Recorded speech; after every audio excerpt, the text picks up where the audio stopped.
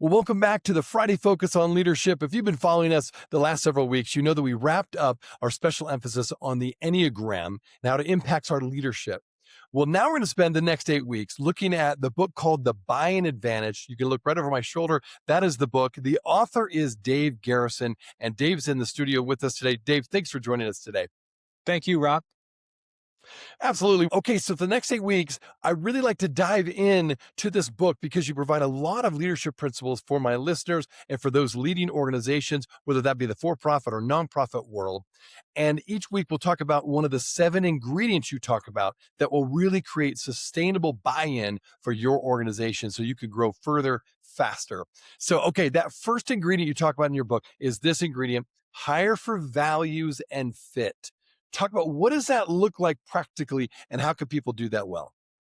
Great question. We are under such pressure to hire people. We go to that 3x5 card that says they need to have 4 years of experience in Microsoft Excel or know how to work Teams or whatever it is on our card. And what we sometimes lose out is what's the fit of the person with our organization. So we may Yeah. hire them, they might be successful, and at 6 months or 9 months, they're out of here because we didn't fit them, they didn't fit us. So hiring for fit is to make sure you use a question about purpose in your interview process, as in, here's the reason our company exists. Here's why we do what we do, never about money. How do you see yourself in that? Is question number one. Question number two is pick a value or two. If your value is integrity, ask people, when have you ever been challenged at work? When has your integrity ever been challenged? What happened? What did you do?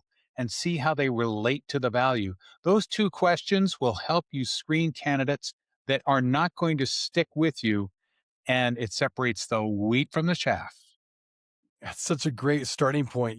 Recruiting and then hiring is such a critical piece for retention. If you're going to have good retention, it all starts with recruiting and hiring. So, a great way to launch into this series. Thank you, Dave. So, for those who are listening, thanks for tuning in. We'll see you next week.